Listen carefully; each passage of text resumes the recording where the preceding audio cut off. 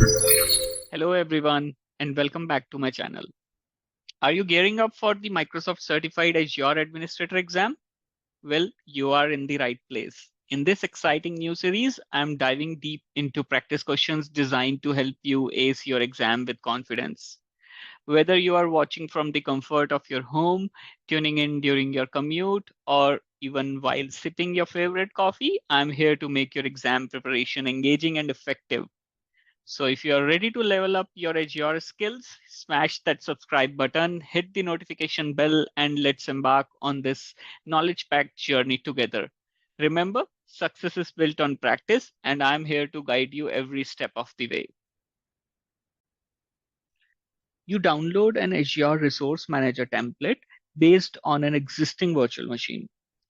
The template will be used to deploy 100 virtual machines. You need to modify the template to reference an administrative password. You must prevent the password from being stored in plain text. What should you create to store the password?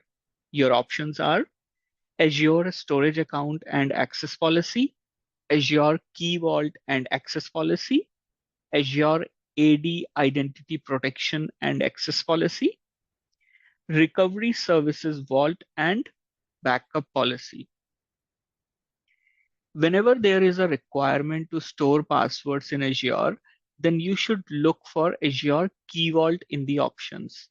And in this case, only one option, which is option B, has that. So the correct answer is option B, Azure Key Vault and Access Policy. Azure Key Vault is one of several key management solutions in Azure. It can be used to securely store and tightly control access to tokens, passwords, certificates, API keys, and other secrets. In this case, the virtual machine will need to access the vault to retrieve password. So you will need to create a vault access policy as well. That is why the correct answer is option B, which is a combination of creating an Azure Key Vault and creating an access policy, which gives the virtual machine access to that Key Vault. Question number 2. You plan to deploy 3 virtual machines named VM1, VM2, and VM3. The virtual machines will host a web app named App1. You need to ensure that at least 2 virtual machines are available if a single Azure data center becomes unavailable. What should you deploy? Your options are each virtual machine in a separate availability zone, all 3 virtual machines in a single availability zone, all virtual machines in a single availability set, each virtual machine in a separate availability set. Now, all the options are revolving around availability zones and availability sets. So let's start with understanding what availability set is. Availability sets are used to protect applications from hardware failures within an Azure data center. So any option containing availability set will not provide you with availability to protect against data center failure, which leaves us with only 2 options, that is option A and option B. Availability zone does provide you with protection against a data center failure. However, the requirement here is that at least 2 virtual machines should be available. So the correct answer is option A. You should deploy all virtual machines in separate availability zones. Your company has virtual machines hosted in Microsoft Azure. The VMs are located in a single Azure virtual network named VNet1. The company has users that work remotely. The remote workers require access to VMs on VNet1. You need to provide access for the remote workers. What should you do? Your options are configure a site-to-site VPN, configure a point-to-site VPN, configure a multi-site VPN, configure a VNet to VNet VPN. Since the requirement is to have a connection from an individual remote worker's computer to VNet1, the correct answer is you'll need to configure a point to site VPN, also called as P2S VPN. Now, if the requirement would have been that users from corporate networks should be able to access resources in VNet1, then you would have configured site-to-site VPN as you are establishing connectivity between two sites. So you need to be very careful in terms of the keywords that are mentioned in the question, as a slight change in the keyword makes the options incorrect. So the correct answer in this case is option B, configure a point-to-site VPN. Question number 4, you have an Azure virtual machine VM1 that runs Windows Server 2022. You save VM1 as a template named template1 to the Azure Resource Manager library. You plan to deploy a virtual machine named VM2 from template1. Which of the following you need to configure during the deployment of VM2? You need to choose two options. Your options are resource group, operating system, virtual machine size, administrator username. The correct answers are option A and option D, resource group and administrator username, as both of these are not retained when you create a template from virtual machine. Question number 5. Your company wants to share the JSON files stored in a container inside a storage account. What is the correct URL for the file called employee_data.json? Your storage account name is monthly report. Your container name is May 2023, and your file name is employee_data.json. Now there are 4 options on your screen. So the correct answer is option B, which is highlighted on your screen. Now let's look at a bit more about this option in explanation section. When your account is created with standard endpoints, you can easily construct the URL for an object in Azure Storage by appending the object's location in the storage account to the endpoint. For example, the URL for a blob will be something like what you can see on my screen. Now, at the bottom of my screen, you can see a table which lists the standard endpoint for each of the Azure storage services. You can see when, depending on the storage service, the endpoint does change. So there can be multiple variations to this question. I strongly suggest you to go through this table and try to understand what is the difference in the different endpoints for different storage services. Overall, it's almost same. core.windows.net is there in every storage service. And depending on the type of storage service you are provisioning, the 4th last letter keeps on changing. And at the start, you always have the name of your storage account. Question number 6. A company needs to connect their on-premise data centers to Azure. They have huge workloads that need to regularly transfer between an on-premise data center and Azure. The company wants to avoid sending data over the public internet for security reasons. Which of the following options should the company opt to establish this connection? I will stress on the keyword, you need to avoid the public internet for security reasons. Now let's look at the options. Create a point-to-site connection, create a site-to-site connection, create an express route connection, create a VNet to VNet connection. The keyword to answer this question is they need to avoid public internet for security reason. Whenever there is a requirement to connect on-premise network to Azure and you need to avoid connectivity over public internet, then look for express route in the options. So the correct answer in this case is option C, create an express route connection. As you can see on my screen, the definition says express route connections don't go over public internet. This allows express route connections to offer more reliability, faster speeds, consistent latencies, and higher security than typical connections over the internet. Now, if you are interested in reading more about express route connection, how they are set up, there is a link on my screen. You can browse through this link and read more about it in detail. Moving on to next question.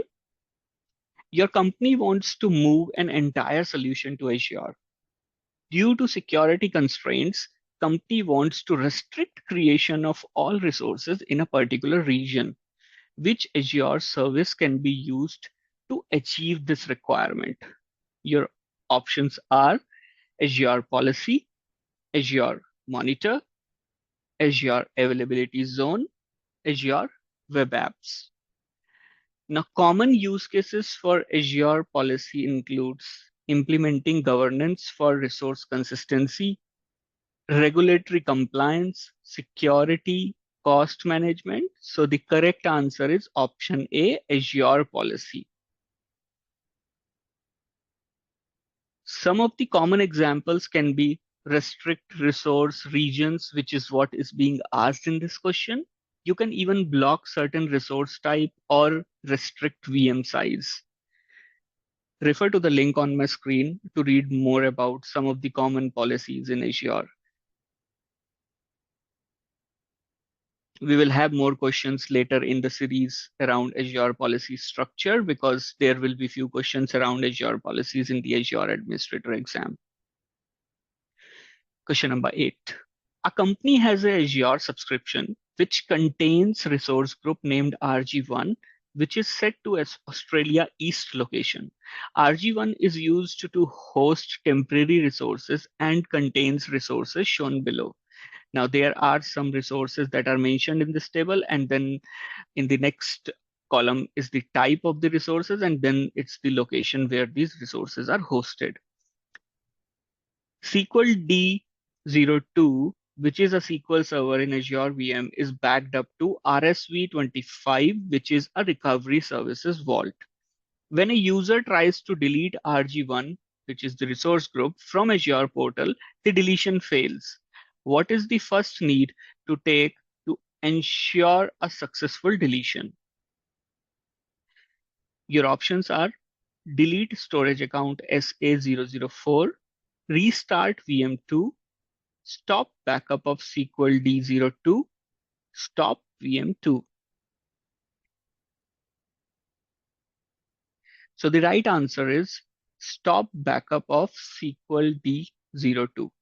Let's look at the explanation behind choosing this option in more detail first. Whenever a resource group is deleted, then all the child resources are also deleted. And in this case, we have a recovery services vault as a child resource. You cannot delete a recovery services vault with any of the following dependencies. The vault contains protected data sources such as IaaS VM, SQL databases, or Azure file shares. The vault contains backup data. If it contains backup data, once the backup data is deleted, it will go into soft delete state. If it contains the data in soft delete state.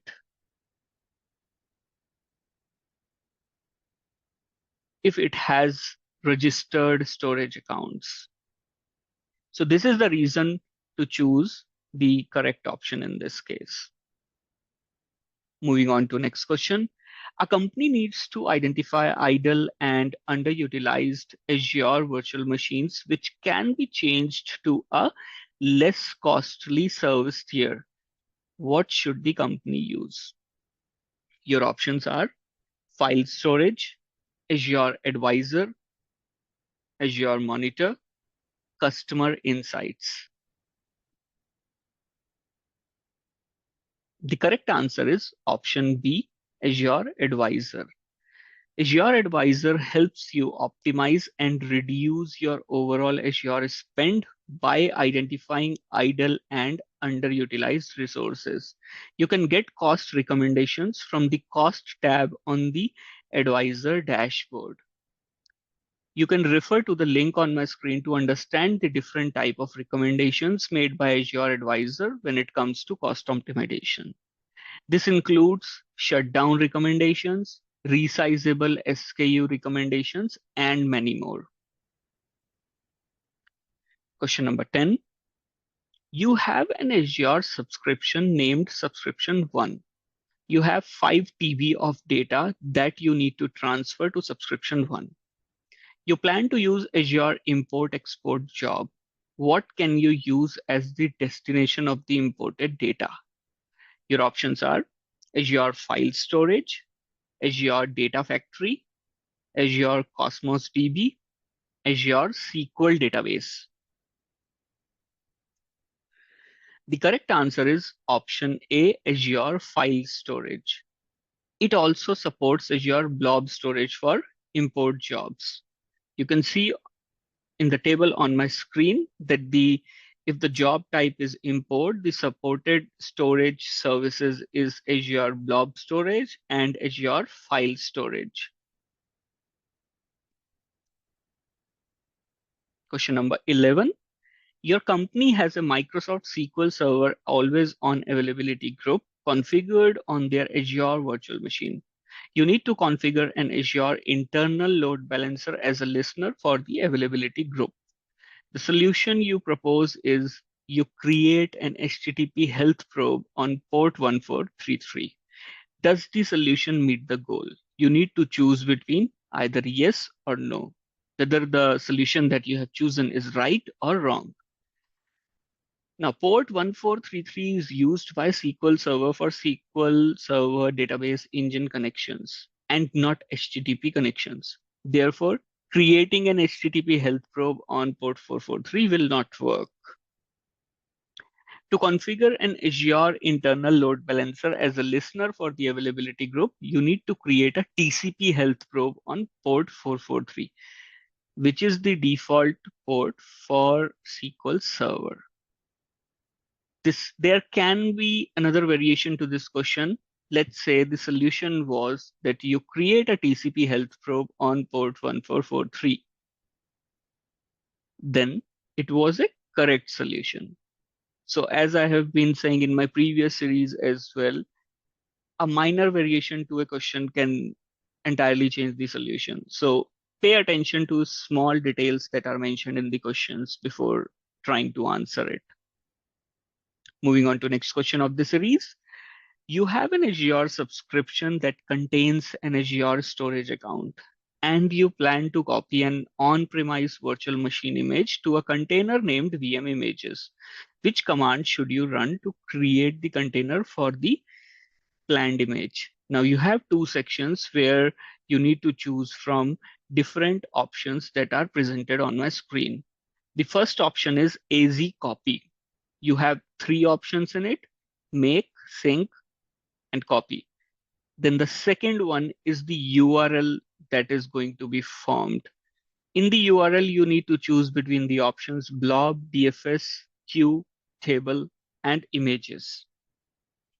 The correct answers are VM image is a collection of metadata and pointers to a set of VHTs stored as page blobs in Azure storage. So you create a blob storage and make is the command to create the container. So the correct options are make and then blob. Question number 13. A company has a requirement to deploy Windows VM in its subscription. Which CLI command should the administrator run in order to create the virtual machine? Your options are new-azvm, create-azvm, new-azure rmvm, azvm create. Whenever there is a mention of Azure CLI for any purpose, you need to remember that Azure CLI commands start with something like AZ. For example, you use AZ login to log into portal using CLI. So the correct answer in this case is option D, AZ-VM create. Key thing to note here is other three commands in this question are in verb noun format, which is followed by PowerShell. And new-AZVM is also used for creating a virtual machine, but using Azure PowerShell. I would strongly suggest you to go through the links on my screen to understand CLI and PowerShell in more details.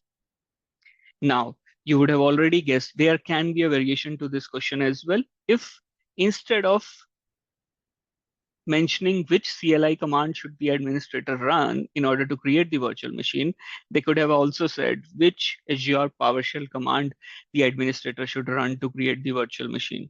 In that case, the correct answer would be new AZVM. Moving on to question number 14. Your company has an Azure Active Directory subscription. You need to deploy 5 virtual machines to your company's virtual network subnet. The VMs will each have both a public and private IP address. Inbound and outbound security rules for all of these virtual machines must be identical. Which of the following is the least number of network interfaces needed for this configuration? Your options are 5, 10, 20, and 40. The correct answer is option A, 5. You'll need at least 5 network interfaces in this case. You can assign both a public and a private IP to an interface at same time. And since we are talking about 5 virtual machines, so we will need 5 network interfaces as a minimum in this case. Now the question also mentions about the security rules here, but that's just a distractor here and doesn't affect the number of network interfaces needed. There will be some questions where you'll see some statements which are there just to distract you, but they don't have any significance in that question. So again, be mindful when you are reading the questions. Question number 15. Your company has a general purpose V1 Azure storage account named Storage1 that uses locally redundant storage, LRS. You are tasked with implementing a solution that ensures the data in the storage account is protected if a zone fails. The solution must minimize cost and administrative effort. What should you do first? Your options are configure object replication rules, create a new storage account, modify the replication settings of the storage account, upgrade the account to general purpose V2. So here they are looking for an option which provides redundancy against zonal failures, which is basically geo-zone redundant storage, GZRS. And there is only one kind of storage that provides this functionality, which is general purpose V2. So the correct answer is option D, upgrade to general purpose V2. We won't choose any option related to replication modifications here, as the question also talks about minimizing the cost and administrative effort. You have an Azure subscription named Subscription 1 that contains the resources shown in the following table. The table has few resources named RG1, Vault 1, RG2, and along with its type and the region where they were created, and whether which of the resource is created in which resource group. You create virtual machines in subscription 1 as shown in the following table. Again, there are few virtual machines named VM1, VM2, VMA, and VMB, along with the resource groups in which they were created, and then the corresponding regions and the operating system of the host. You plan to use Vault 1 for the backup of as many virtual machines as possible. Which virtual machines can be backed up to Vault 1? So you need to identify which all virtual machines can be backed up to Vault 1.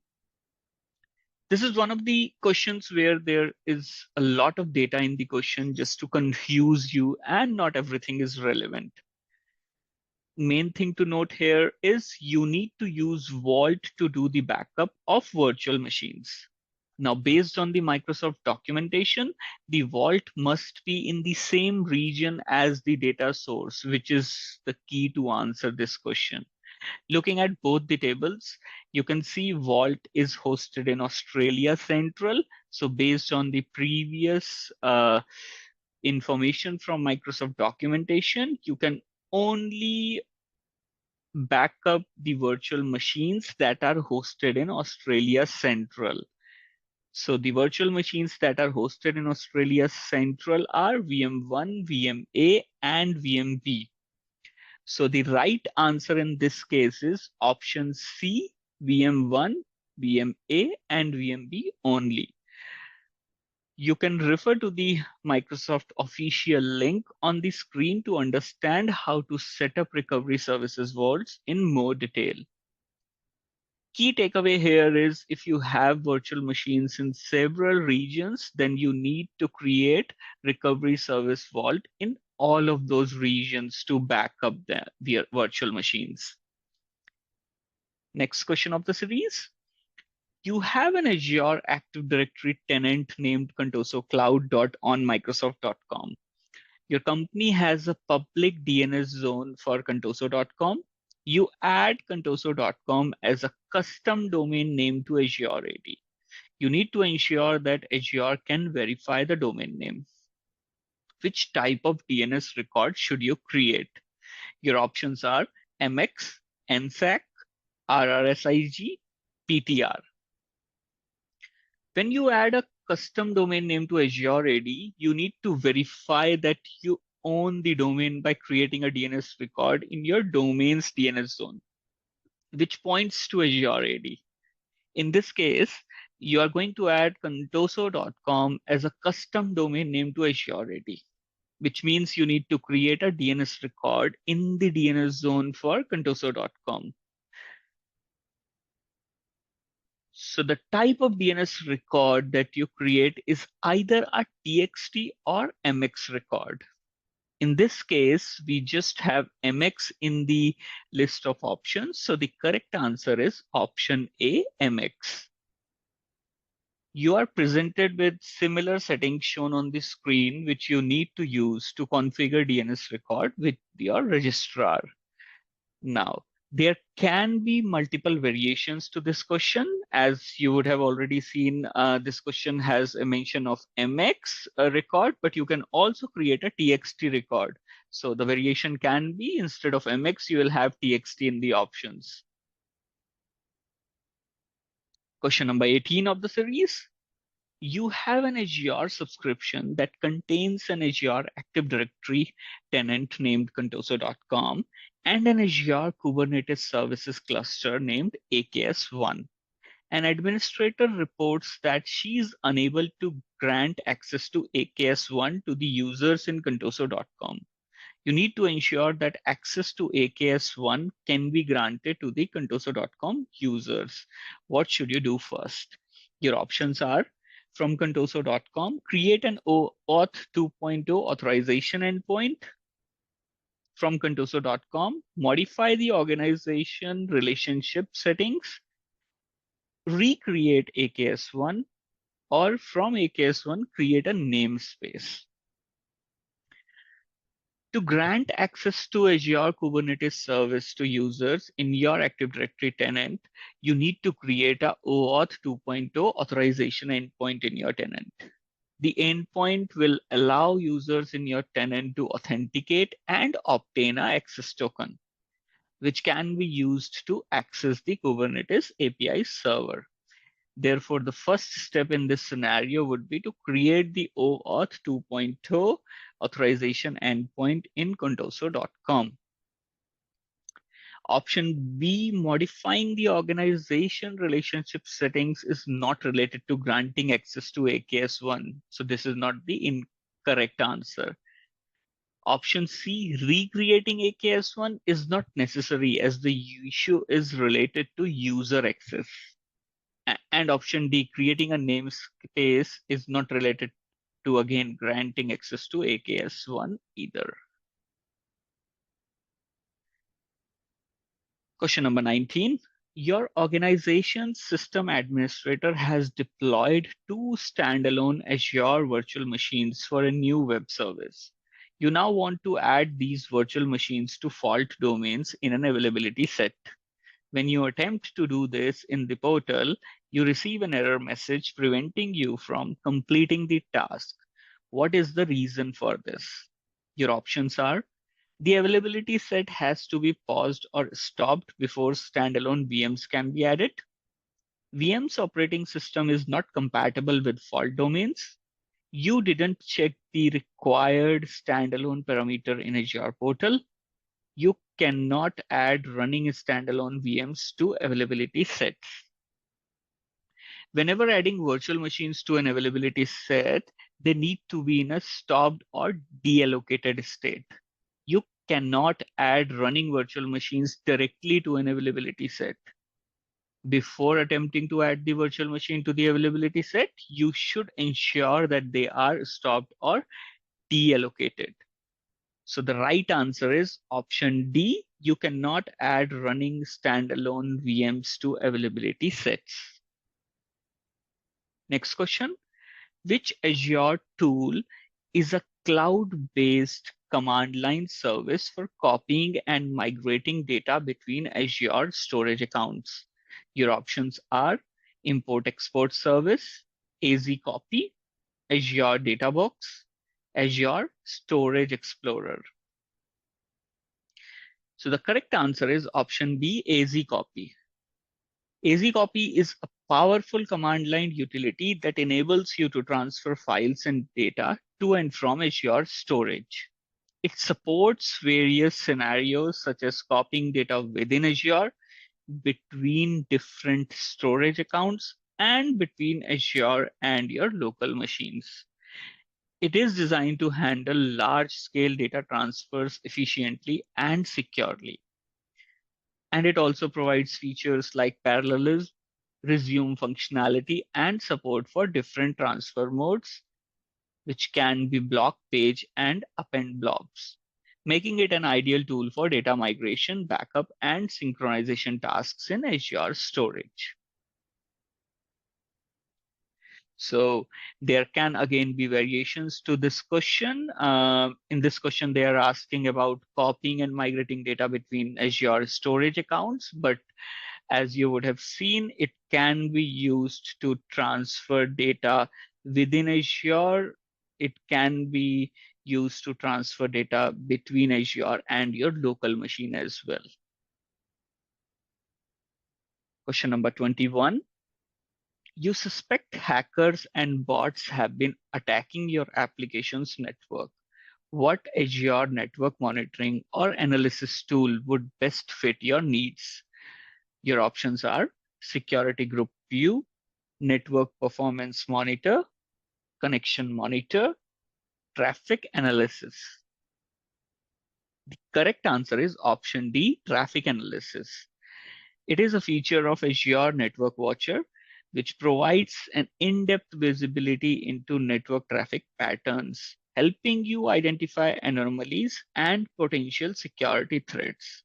It offers features such as network flow logs, traffic analytics, and integration with Azure Sentinel for advanced security monitoring and analysis.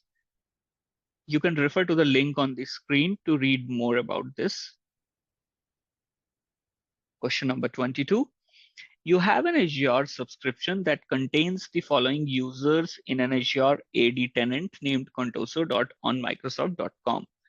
Now the table has few users along with their roles and the scope of their permissions. Some of the users have global administrator rights and the others have user administrator or owner rights. User 1 creates a new Azure AD tenant named external.contoso.onmicrosoft.com. You need to create new user accounts in the newly created tenant, which is external.contoso.onmicrosoft.com. The solution is you instruct user 1 to create the user accounts. You need to now confirm whether this solution meets the goal or not. You need to choose between yes or no. Yes, the solution meets the goal.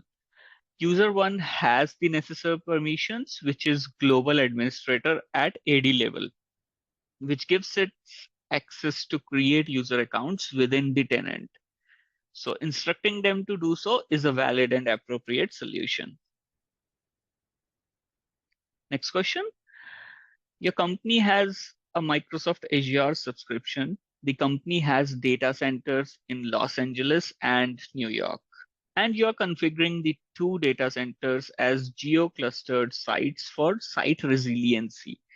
You need to recommend an Azure storage redundancy option which fulfills the following data storage requirements. Requirements are: data must be stored on multiple nodes. Data must be stored on nodes in separate geographic locations. Data can be read from the secondary location as well as from the primary location. Which of the following options should you recommend? Your options are read-only geo-redundant storage, zone-redundant storage, locally redundant storage, geo-redundant storage. Now, looking at the options, we can automatically rule out option A, as there is nothing like read-only geo-redundant storage. Requirement 2 talks about storing data in separate geographic locations, so we can safely rule out option C, which is locally redundant, which leaves us with option B and option D. And the correct answer is option D, geo-redundant storage. Geo-redundant storage copies your data synchronously 3 times within a single physical location in the primary region using LRS. It then copies your data asynchronously to a single physical location in a secondary region that is hundreds of miles away from the primary region. And data can be read from secondary location as well as primary location. However, there are some configurations that need to be made to enable read from both sides. Question number 24. Your company has 3 virtual machines that are included in an availability set. You try to resize one of the VMs, which returns an allocation failure message. Which of the following actions should you take to resize the VM? Make a note of the keyword allocation failure message. Your options are: you should stop the VM, you should stop the other 2 VMs, you should stop all 3 VMs, you should remove the necessary VM from the availability set. Now, if as per the Microsoft documentation, if the VM you wish to resize is part of an availability set, then you must stop all VMs in the availability set before changing the size of any VM in that. So the correct answer is option C. You should stop all 3 VMs. Now, there is a link on your screen at the moment, which is from Microsoft. You can go through this link to understand this in more detail. Question number 25. You create an Azure storage account named Contoso Storage. You plan to create a file share named data. Users need to map a drive from their home computers that run Windows 11 to the data file share. Which outbound port should you open between the home computer and the data file share? Your options are port 80, port 443, port 445, port 3389. Now, you must be familiar with port 80 and 443 as they are used for HTTP and HTTPS protocol respectively. Port 3389 is used by default for RDP, which is Remote Desktop Protocol, which leaves us with one option, that is option C, port 445, which is the correct answer. To map a drive from a home computer running Windows 11 to an Azure file share, you need to open outbound port 445 between the home computer and the data file share. Port 445 is the standard port used for server message block file sharing, which is SMB protocol. Question number 26. When using Azure Resource Manager templates, ARM templates, what feature enables you to control resource properties during deployment in your organization? Your options are Active Directory, Azure Policy, API Management, Resource Tags. The correct answer is option B, Azure Policy. When deploying resources using ARM templates, Azure Policy can evaluate the deployment against the defined policies and enforce the desired configurations. This helps ensure that resources deployed in your organization adhere to the specified standards and guidelines. Question number 27.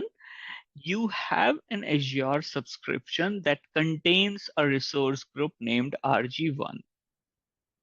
You plan to use an ARM template named template1 to deploy resources, and the solution must meet following requirements. Deploy new resources to RG1, remove all the existing resources from RG1 before deploying the new resources. Select the appropriate options to complete the command. Now, the command is the standard command to do a deployment on a resource group, which is new dash AZ resource group deployment, then your template URI, and then the template parameter file. Now, after that, you have different options, which is dash name, dash query string, dash resource group name, dash tag, and then there is a mention of RG1. Now, even if you don't know the command by heart, in the question, you can see that the name of the resource group is RG1. So the parameter that you need to select here is the third one in the list, which is resource group name. Okay, and then the next one is dash mode, and there you have three modes mentioned. Basically, either it's all, or it's complete, or it's incremental. So the correct answer in this case is complete. In complete mode, resource manager deletes resources that exist in the resource group but aren't specified in the template.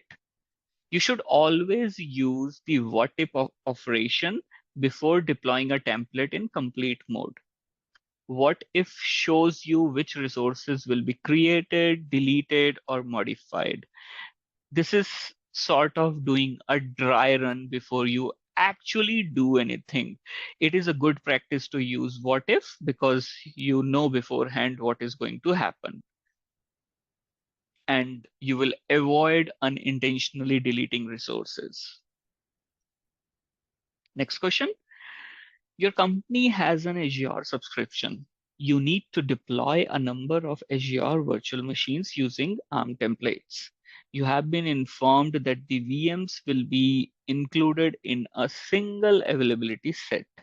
You are required to make sure that the ARM template you configure allows for as many VMs as possible to remain accessible in the event of fabric failure or maintenance. Which of the following is the value that you should configure for the platform update domain count property? Now, the keywords in this question are you need to look for platform update domain count first, and then the event is a fabric failure or maintenance. Your options are 10, 20, 30, or 40. Let's first understand what is platform update domain count property in an availability set, because this is the keyword to answer this question.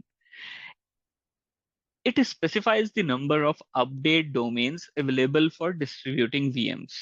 An update domain is a logical group of VMs that can undergo maintenance or updates simultaneously.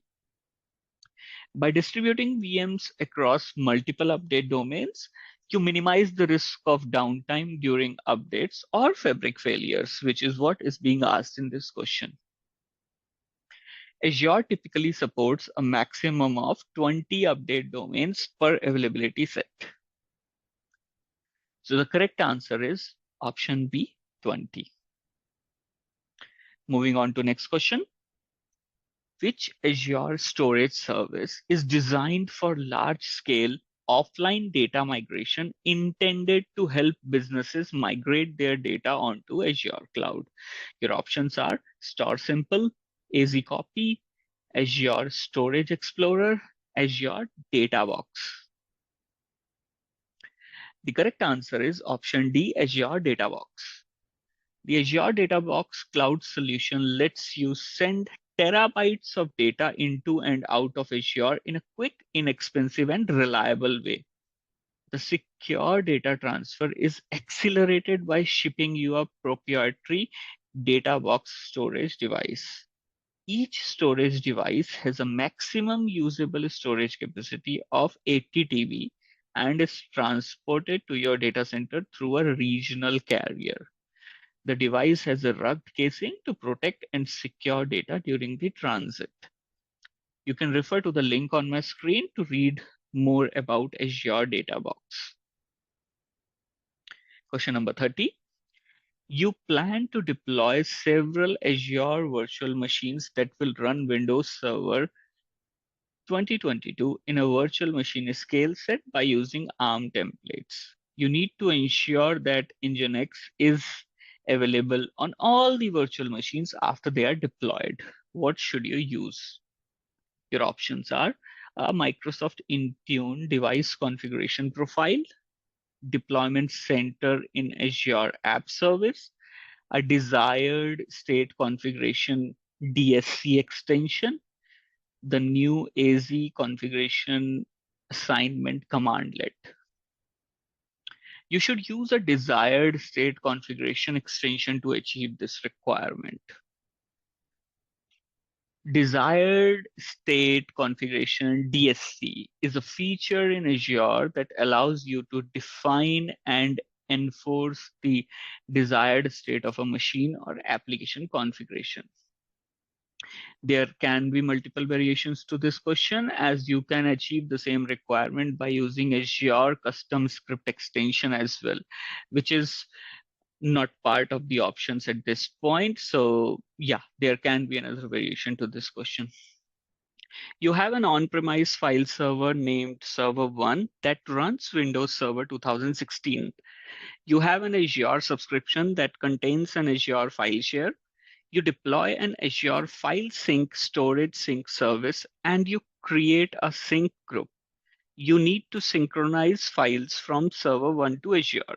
Which 4 actions should you perform in sequence?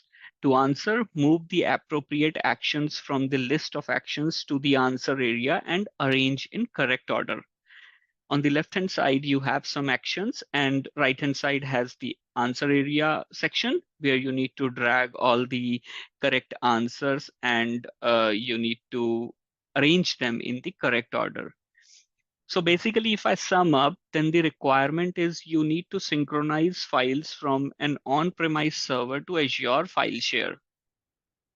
In order to perform this, the steps you will perform are, first of all, you'll install the Azure file sync agent on the on-premise server. So in this case, the server is server 1. Then you will register the server, followed by creating a sync group and a cloud endpoint. You'll finish the setup by adding a server endpoint. Let's now look at these steps in more details. So as you know, the first step is to install the Azure file sync agent on server 1. As it goes with every client server model, you basically install an agent on the client server so that the server can coordinate with it. An Azure file sync agent is a downloadable package that enables Windows Server to be synced with an Azure file share. Now, the next step is you will have to register the server. And here we are talking about registering the on-premise server, which is a client in this case. So registering your Windows Server with a storage sync service establishes a trust relationship between your server and the storage sync service. Now, the next step is you'll create a sync group and a cloud endpoint. A sync group defines the sync topology for a set of files. Endpoints within a sync group are kept in sync with each other. A sync group must contain one cloud endpoint, which represents an Azure file share, and one or more server endpoints, which is going to be created in the next step. And a server endpoint represents a specific location on the registered server. Basically, this is the location which is going to sync with the Azure file sync server. Now, there is a link on your screen at the moment at the bottom, which you can refer to read more about how this setup is done. And yeah, this will have more details around the setup than just these 4 steps. Moving on to next question. You have an Azure subscription that contains the storage accounts shown in the following table. The table has name of some of the storage accounts, what are their types, and what is the performance setup for them. You plan to manage the data stored in the accounts by using lifecycle management rules. To which storage accounts can you apply lifecycle management rules? Now, you need to choose which storage accounts can the lifecycle management rules be applied to. Your options are storage 1 only, storage 1 and 2 only, storage 3 and 4 only, storage 1, 2 and 3 only, storage 1, 2, 3 and 4 only. Basically, the last option has all the storage accounts listed. So the correct answer in this case is option D, storage 1, 2 and 3 only. The lifecycle management feature is available in all Azure regions for general purpose version 2 accounts, blob storage accounts, premium block blob storage accounts, and Azure Data Lake Storage Gen 2 accounts. Now, going by this statement, if you look at the type of the storage accounts that are mentioned here, storage 1, 2, and 3 are the ones that contain the storage account types which support lifecycle management policies, hence making them the correct options in this case. Question number 33. Your company has a Microsoft SQL Server always on availability group configured on their Azure virtual machines. You need to configure an Azure internal load balancer as a listener for the availability group. Solution is you enable floating IP. Does the solution meet the goal? You need to choose between yes or no. Yes, the solution meets the goal. You can refer to the link to read around all the load balancing rules of this setup and not just floating IP. So if you go through this link, you will understand more about this setup and you will also be better equipped to answer different variations of this question. So I strongly suggest you to go through this link. Moving on to next question. You plan to track resource usage and prevent the deletion of resources. To which resources can you apply locks and tags? To answer, select appropriate options in the answer area. In the answer area for the locks, you have RG1 and VM1 only, then sub1 and RG1 only, then sub1, RG1 and VM1 only, MG1, sub1, RG1 and VM1. So basically, they have not specified here that what is RG1 or what is VM1, but these are basically short forms of different things that exist in Azure. So let's say RG1 stands for resource group, VM1 stands for virtual machine 1, sub1 stands for subscription 1, and MG1 stands for management group. So if there are full forms that are not defined in the questions, these are generic terms which you should be across when dealing with Azure. Similarly, for tags, these are the same options that are available. So you need to choose which one are the right options, basically to which resources you can apply locks and tags. So the correct answers are on your screen now. Tags and locks can be applied to subscriptions, resource groups, and resources only, hence making sub1, RG1, and VM1 only as the correct option. Moving on to question number 35. You have an a computer named computer 1 that has point-to-site VPN connection to an Azure virtual network named VNet1. The point-to-site connection uses a self-signed certificate. From Azure, you download and install the VPN client configuration package on a computer named Computer 2. You need to ensure that you can establish a point-to-site VPN connection to VNet1 from Computer 2. The solution is you modify the Azure Active Directory authentication policies. Does the solution meet the goal? You need to choose between yes or no. So before going to answer this question, try to understand the question in a better way. This is a very big question, so break it into small statements. See what is the meaning of the first statement, what they are trying to convey in the second statement, and then what they are asking in the closing statement. So the first statement basically here is you have a computer named computer 1 that has a point-to-site VPN connection to Azure Virtual Network VNet1. So computer 1 already has a P2S VPN connection to VNet1, which uses self-signed certificate for authentication. Now you need to set up the same connection from another computer named computer 2. And what you do is you modify the Azure Active Directory authentication policies. Now, do you think this is the correct option? No, this is not the correct solution. Point-to-site connection uses certificates to authenticate, which you could have seen. They have already mentioned that the point-to-site connection uses a self-signed certificate. So what you'll have to do, you will need to export the client certificate from computer 1 and install the certificate on computer 2, which is what is the solution that is needed in this. So you can again refer to the link on your screen to understand the point-to-site connection in more detail. Question number 36. You have an Azure subscription named subscription 1 that contains a virtual network named VNet1. VNet1 is in a resource group named RG1. Subscription 1 has a user named user1. User1 has the following roles: reader, security admin, security reader. You need to ensure that user1 can assign the reader role for VNet1 to other users. What should you do?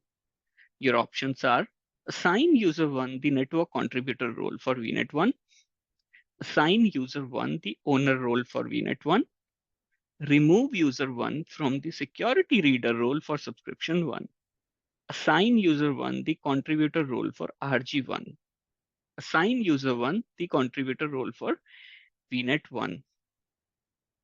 So this question has lots of data. Be careful to spot the keywords that are being talked about here before answering this question. They are talking about different roles: network contributor, owner role, security reader role, and again, a contributor role, which is a generic contributor role. So to answer this question, you should be across with the built-in roles in Azure. So let's look at the answer, and then we will talk about what is the purpose of each role which is being mentioned in this question.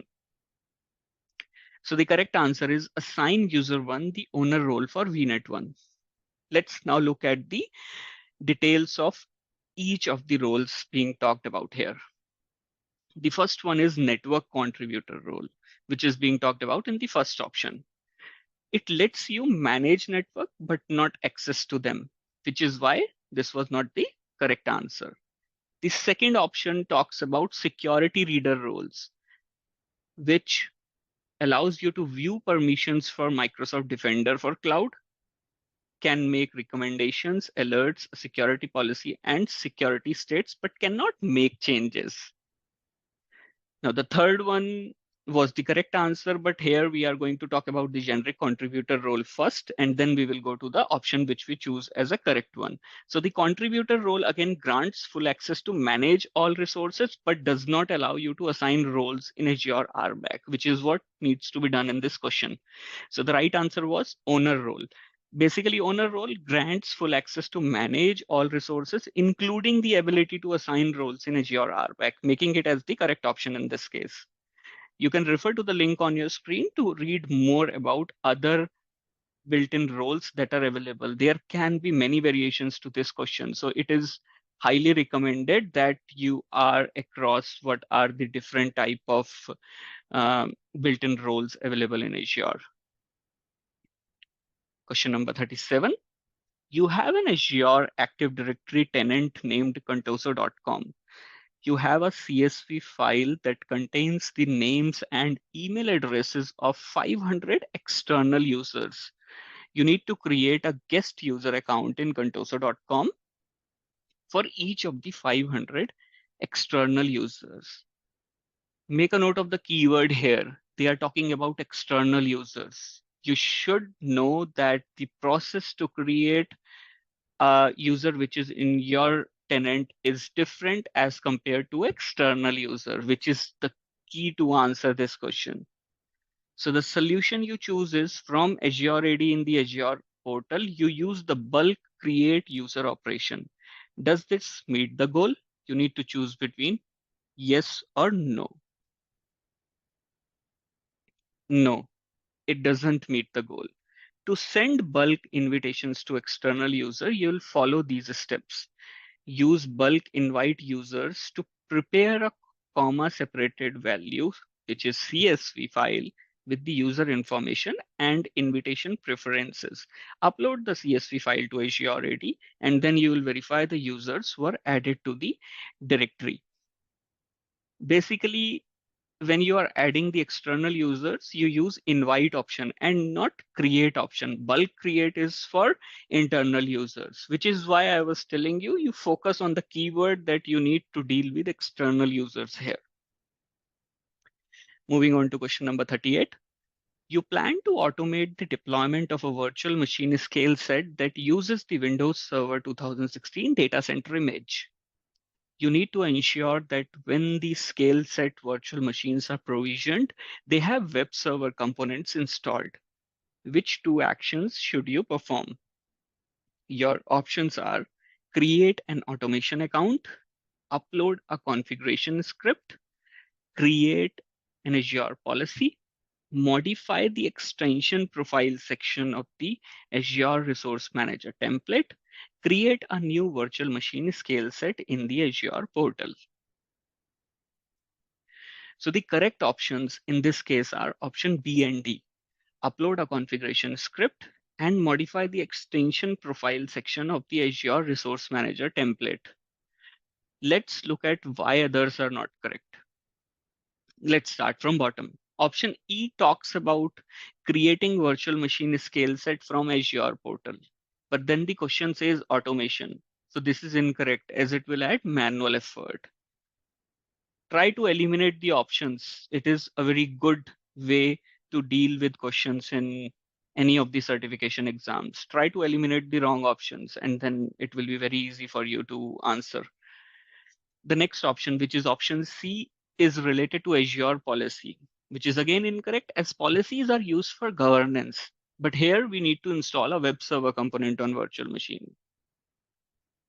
Now the first option, which is automation account. Automation account will definitely be needed when trying to achieve an automation. However, it doesn't relate to installation of a web server component on a virtual machine, hence making it an incorrect option. Let's move to question number 39 now. You have an Azure virtual machine named VM1 that runs Windows Server 2019. You need to create an alert in Azure when more than 2 error events are logged to the system event log on VM1 within an hour. The solution, you create an event subscription on VM1, you create an alert in Azure Monitor and specify VM1 as the source. Does this meet the goal? You need to choose between yes and no. So it doesn't meet the goal. You need to specify log analytics as the source for this alert and not the VM. The detailed steps are you create a Azure log analytics workspace and configure the data settings. Then you will install the Microsoft monitoring agent on VM1. And then you create an alert in Azure Monitor and specify the Log Analytics workspace as the source. Again, there is a link on your screen. Refer to this link to understand this setup in more detail. Question number 40. You have an Azure subscription named Subscription 1 that contains an Azure Log Analytics workspace named Workspace 1. You need to view the error events from a table named Event. Which query should you run in Workspace 1? Your options are basically 4 different types of queries. And the correct answer is option C. You can refer to the link again on your screen to understand more about search operator and its syntax. It is very important that you go through the links which I mention in my videos to understand things in more detail, as there can be multiple variations to each question because Azure is very big and a small change can make variations to the questions. Your company has 2 on-premise servers named SRV01 and SRV02. Developers have created an application that runs on SRV01. The application calls a service on SRV02 by IP address. You plan to migrate the application on Azure virtual machines. You have configured 2 virtual machines on a single subnet in an Azure virtual network. You need to configure the 2 VMs with static internal IP address. What should you do? Your options are modify the IP properties in Windows Network and Sharing Center, run the set Azure static VNet IP PowerShell commandlet, modify the VM properties in the Azure Management Portal, run the new Azure RMVM config PowerShell commandlet, run the set Azure subnet PowerShell commandlet. There is a lot of data in the question, so key thing is to summarize it and not get confused with distractors. If I sum up this question, then you basically need to configure static internal IP addresses of Azure virtual machines. And the correct way to do that is using set Azure static VNet IP commandlet, which is option B in our case. The set Azure static VNet IP PowerShell commandlet is used to set a static internal IP address of an Azure virtual machine. This commandlet allows you to set the IP address, subnet mask, and default gateway for the virtual machine's network interface. Let's now look at why other options are not correct. So option A says modifying the IP addresses or IP properties in Windows Network and Sharing Center. It only applies to the local network interface of the VM and does not set a static internal IP address for the VM on the Azure virtual network. Option C is modifying VM properties in the Azure Management Portal. It does not provide a way to set static IP addresses for virtual machines. Option D, new Azure RMVM config is used to create a new virtual machine configuration object.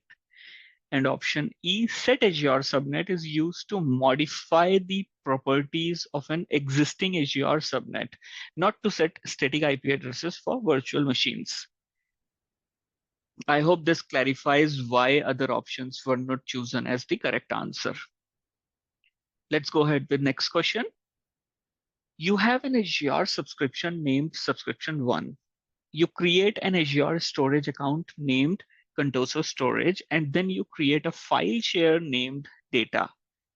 Which UNC path should you include in a script that references files from the data file share? Now you can get similar questions in the exam, and what you need to do in such questions is you need to drag the appropriate values to the correct targets on the right hand side in the answer area. And there can be variations to this. However, in this case, you can use each value can be used once, more than once, or not at all. In the left hand side in the values section, you have blob, Contoso storage, file.co.windows.net, data, blob.core.windows.net. On the right hand side in the answer area, you can see we have 3 blanks. So basically you need to drag 3 values from the value section in the answer area. Now it can be that you might have to drag a single value twice, or these 3 values can be different altogether. So the UNC path format is / storage account name dot file.core.windows.net / file share name. Remember, this is the UNC format. Now in this question, the storage account name is Contoso Storage and file share name is data. So going by the previous statement, the answer is / Contoso Storage dot file.core.windows.net / data. So basically you have used 3 values out of the 5 available ones, and none of them is repeated in this case. Moving on to question number 43. Your company has an Azure Active Directory tenant that is configured for hybrid existence with the on-premise Active Directory domain. The on-premise virtual environment consists of virtual machines running on Windows Server 2012 R2 Hyper-V host servers. You have created some PowerShell scripts to automate the configuration of newly created VMs. You plan to create several new VMs and need a solution that ensures the script are run on the new VMs. Which of the following is the best solution? Your options are: place the scripts in a new virtual machine hard disk, configure a group policy object to run the scripts as startup scripts, configure a setup complete.cmd batch file in the scripts directory, configure a group policy object to run the scripts as logon scripts. Now the correct answer in this case is option C, configure a setup complete.cmd batch file in the scripts directory under setup. Now Windows setup searches for the setup complete CMD in this directory when the startup happens. Let's look at this explanation in more detail now.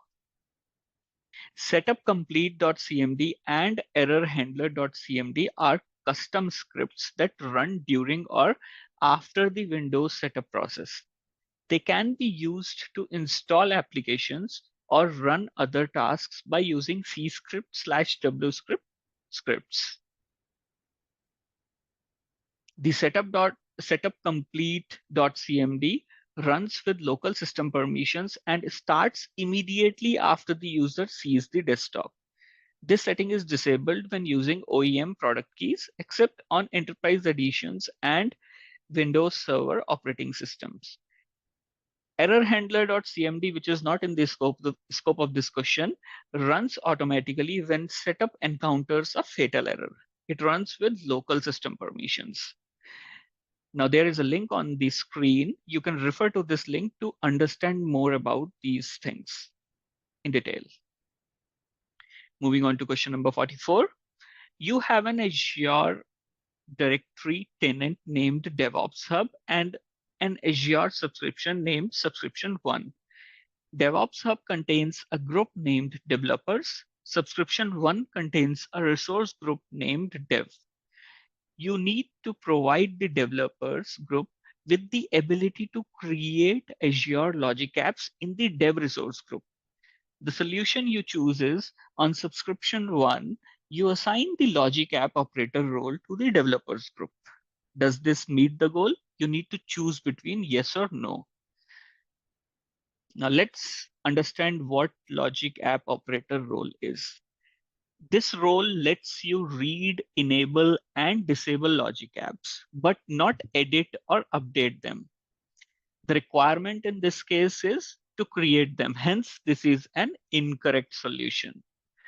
You would need the Logic App contributor role, which lets you manage Logic Apps. So there can be a variation to this question. If the solution was talking about the Logic App contributor role, then you would have chosen yes as the answer. Next question. Your company has an Azure Active Directory tenant that is configured for hybrid coexistence with the on-premise Active Directory domain. You plan to deploy several new virtual machines in Azure. The VMs will have the same operating system and custom software requirements. You configure a reference VM in the on-premise virtual environment. You then generalize the VM to create an image. So basically, you have created a VM image. You need to upload the image to Azure to ensure that it is available for selection when you create the new Azure VMs. Which PowerShell commandlet should you use? Your options are add AZ image data disk, add AZ image, add AZ VHD, and the last option is add AZ VM. The correct answer in this case is option C, add AZ VHD. This commandlet uploads on-premise virtual hard disks in .vhd file format to a blob storage account as fixed virtual hard disks. You can refer to the link to understand more about this command and how the images are uploaded. Question number 46. You have an Azure policy as shown in the following exhibit. What is the effect of the policy? Your options are: you can create Azure SQL servers in Contoso RG1 only. You are prevented from creating Azure SQL servers in Contoso RG1 only. You can create Azure SQL servers in any resource group within subscription. You are prevented from creating Azure SQL servers anywhere in subscription one. Let's try to read the policy from top to bottom. Firstly, scope defines which level is the policy applied at, and in this case, it is applied at subscription level. Next is the exclusion section. And you can see Contoso RG1 is exempted. So everything under subscription 1 will need to adhere to this policy except Contoso RG1 resource group. Now, next is the policy definition. It is the section which I have highlighted now. Here, certain resource types are not allowed to be created. And finally, the parameter section says the resource group which is not allowed is the resource which is not allowed is Microsoft SQL Server. So if I sum up whatever I just said, then it means you can't create resource type SQL servers in subscription 1 except Contoso RG1. And if we rephrase this statement, then it means you can create SQL servers in Contoso RG1 only, which is the right answer, option A in our case. I hope this clarifies to you how we read the policy from top to bottom. I already have created a detailed video around Azure policies. If you are interested in learning more about how the Azure policy works and what is the hierarchy, you can go through the video. I'll put the link to the video in the description section of this one. Let's move to the next question. You have an Azure AD tenant named DevOpsHub.com that contains the groups shown in the table on the left. DevOpsHub.com contains the users shown in the table on the right. Now, on the left table, we have 3 groups, group 1, group 2, and group 3. And then we are shown with the membership of these groups. So group 1 is not nested to any group, but group 2 is member of group 1 and group 3 is member of group 2. So we are talking about nested relationships here. On the right hand side, the table has again in the names, now you have users and the membership is which user is added to which group. So user 1 is part of group 1, user 2 is part of group 2, user 3 is part of group 3, and user 4 is not part of any of the groups. Now, the condition is you assign the Azure Active Directory Premium plan to license to group 1 and user 4. Which users are assigned the Azure Active Directory Premium plan to license? Now we are talking about Azure AD P2 license here, and the license is directly applied to group 1 and user 4 only. And we need to tell to which all users will it get applied ultimately. Your options are user 1, 2, and 4 only, user 4 only, user 1 and 4 only, user 1, 2, 3, and 4, which is like all users. Now, whenever dealing with Azure Active Directory license assignment to a nested group, you need to remember that assignment to nested groups is not supported. If you assign a license to nested group, then it will only be applied to first level members of the group. Again, I repeat, it will only be applied to the first level members of the group. In this case, it is assigned to user 4 and group 1. So user 4 will get it assigned.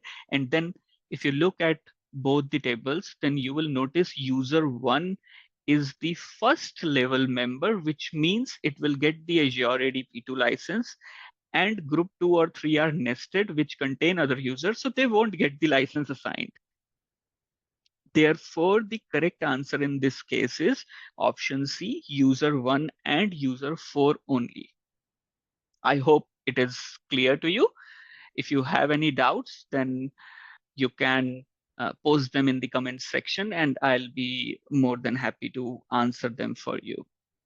Now on my screen, there is a link which you can refer to understand the limitations and known issues which you'll face when you are dealing with nested groups and Azure AD P2 license.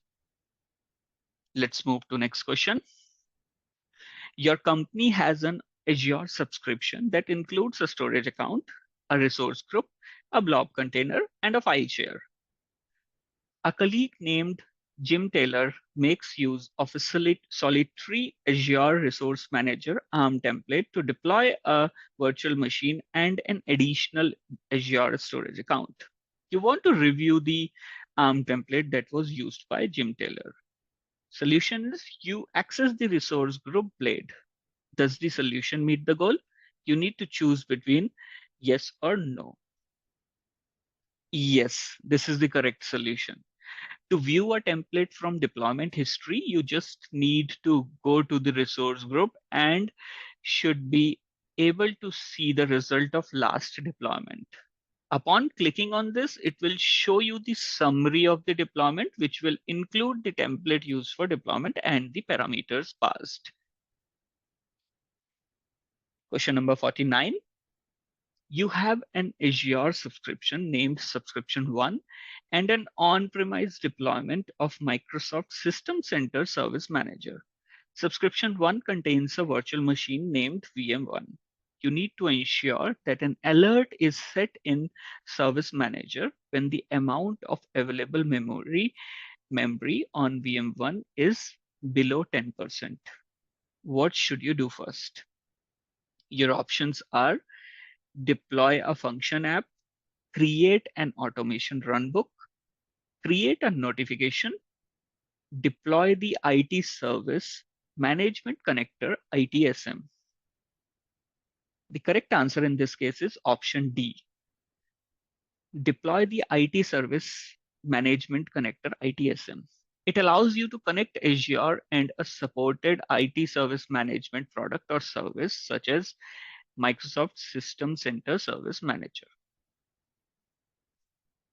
Next question. You have 3 offices and an Azure subscription that contains an Azure Active Directory tenant. You need to grant user management permissions to a local administrator in each office. What should you use? Your options are access packages in Azure AD Entitlement Management, Azure Roles, Administrative Units, Azure AD Roles. The correct answer is option C, Administrative Units. Administrative units restrict permissions in a role to any portion of your organization that you define. You could, for example, use administrative units to delegate the help desk administrator role to regional support specialists, so they can manage users only in the region that they support. You can refer to this link to understand more about administrative units in Azure. You have an Azure subscription named Subscription 1.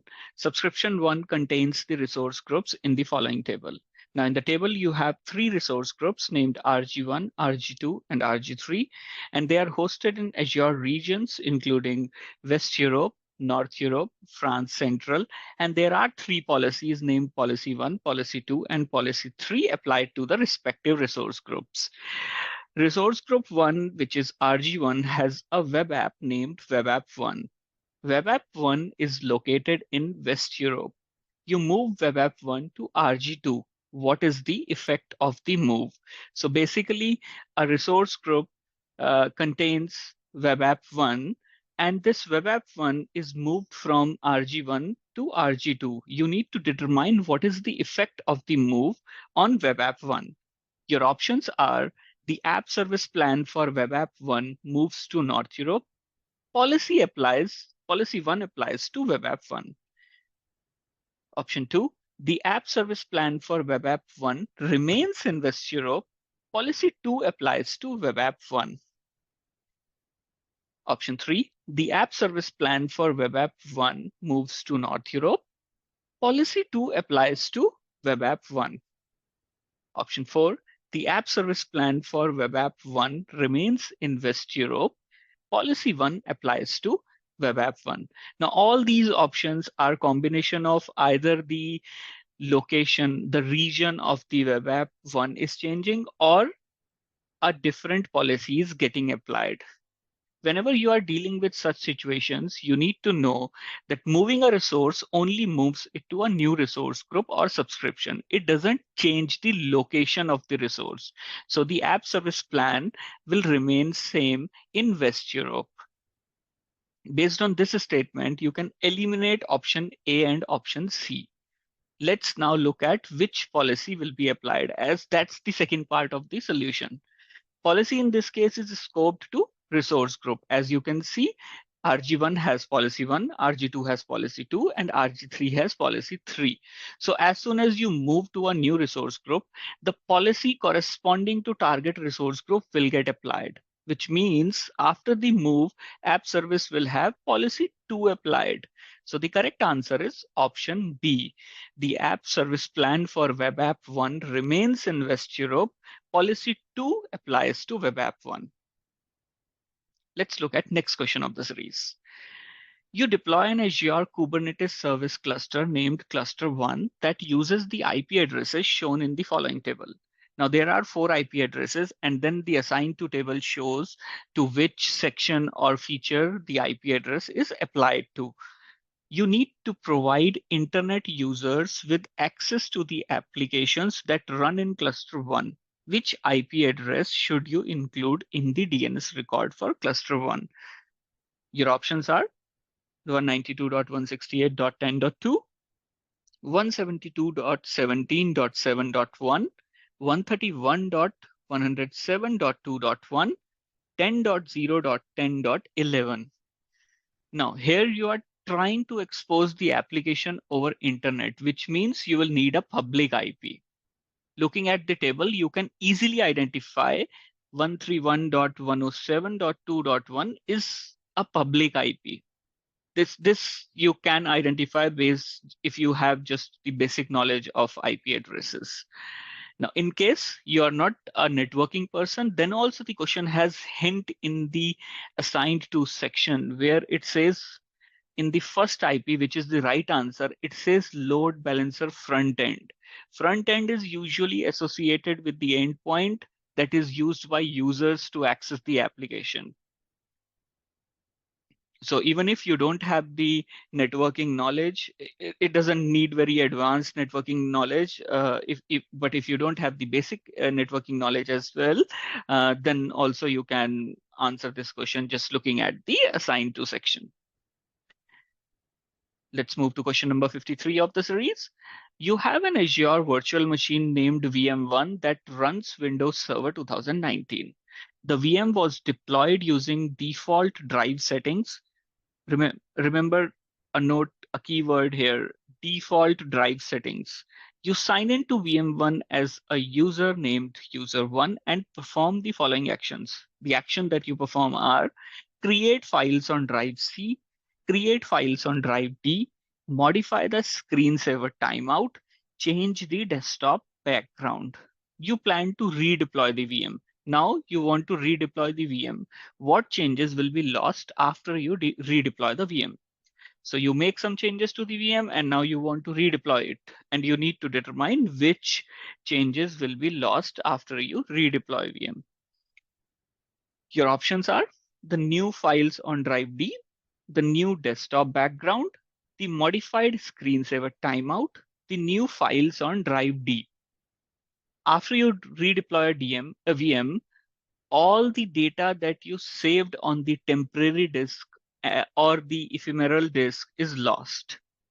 Since the VM is deployed with default settings, that means D drive is the temporary disk here. So files created in D drive will be lost when the VM is redeployed.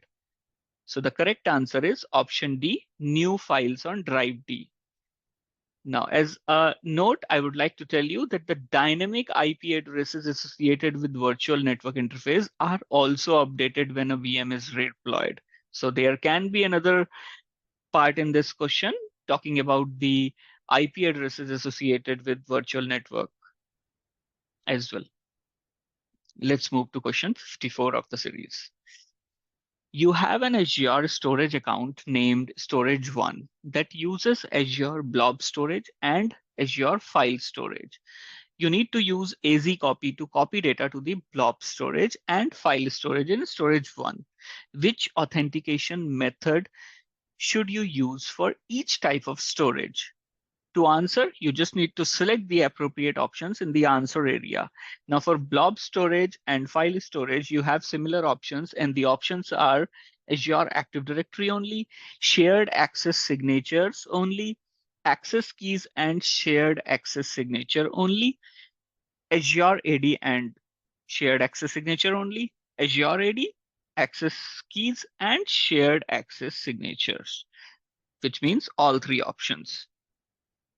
So the correct answers are for blob storage, you can use Azure AD and SAS only. And for file storage, you can only use SAS. Now let's look at the detailed explanation. As you can see, here is a screenshot from Microsoft to support the answer where you can clearly see when authorizing AZ copy, then you can use Azure AD and SAS with blob storage, and SAS only authentication is supported for file storage. You can refer to the link on my screen now, which will provide you more details around how you authorize AZ copy and what all authentication methods are available and how they can be configured. Next question. You have an Azure subscription linked to an Azure Active Directory tenant. The tenant includes a user account named user1. You need to ensure that user1 can assign a policy to the tenant root management group. What should you do? Your options are assign the global administrator role to user1 and then instruct user1 to configure access management for Azure resources. Create a new management group and delegate user1 as the owner of the new management group. Assign the owner role for the Azure subscription to user1 and then instruct user1 to configure access management for Azure resources. Assign the owner role for the Azure subscription to user1 and then modify the default conditional access policies.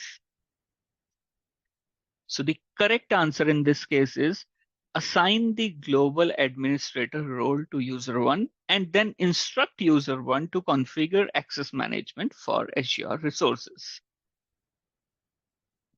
Question number 56.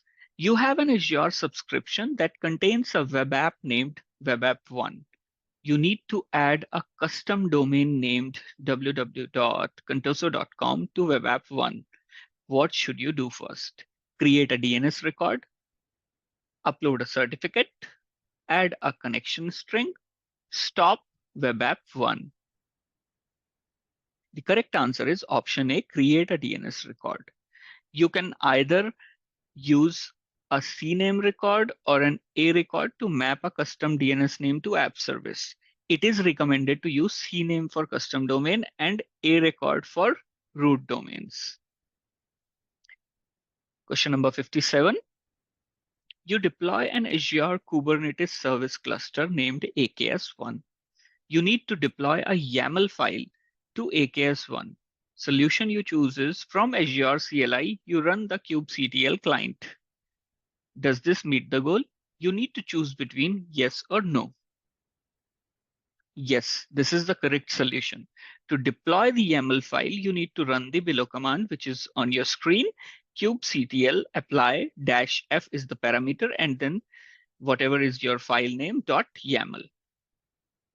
Again, there is a link on your screen. Go through this link to understand more about Azure Kubernetes cluster and their deployments. Let's move to question number 58 of the series. You have an Azure subscription that contains a virtual machine named VM1. VM1 hosts a line of business application that is available 24 hours a day. VM1 has one network interface and one managed disk. VM1 uses the DSv3 size. You plan to make the following changes to VM1. Change the size to DPSv5, add a 500 GB managed disk, add the Puppet agent extension, enable desired state configuration management. Which change will cause downtime for VM1? Now you have a critical line of business application which is used 24/7, and you are making some changes to the application which are mentioned, and you need to determine which of the change will cause downtime. Your options are add the Puppet agent extension, add a 500 GB managed disk, change the size of DPSv5, enable desired state configuration management. Now, changing the size of an Azure virtual machine involves a stop and restart of the virtual machine, which will cause downtime for the critical application hosted on VM1. So the correct answer is option C, change the size to DPSv5. Now, adding a managed disk, installing the Puppet agent extension, or enabling desired state configuration management will not cause any downtime for VM1, so they are not the correct options. Next question. You have an Azure subscription that contains a Azure Kubernetes service cluster named AKS1. The auto scaling feature is enabled. You need to configure the minimum and maximum node counts for AKS1. Which commandlet should you use? Your options are set AZ AKS cluster, start AZ AKS cluster, update AZ AKS node pool, set AZ AKS cluster credential. Now, the set AZ AKS cluster can be used to set minimum and maximum node counts for the cluster. Node max count parameter is used for setting maximum number of nodes for auto scaling, and node min count is used for setting minimum number of nodes for auto scaling. I have links to both of these parameters so that you can read through them in more detail and understand them on how they can be used in practical scenarios. Now, talking about the questions talking about the answers which are incorrect. The start AZ AKS cluster is used to start an Azure Kubernetes cluster. Update AZ AKS node pool is used to update node pool in a managed cluster. And set AZ AKS cluster credential is used to reset the service principal of an existing AKS cluster. So if this question is reworded and a different functionality is asked, you know 3 options which will help you in answering a different type of question. Let's move to next question of the series. You have an Azure subscription that contains an Azure container app named Container App 1. You plan to add scaling rules to Container App 1. you need to ensure that container app 1 replicas are created based on received messages in the Azure Service Bus. Which scale trigger should you use? Your options are HTTP driven, event driven, memory usage, and CPU usage. So the correct answer is option B, event driven.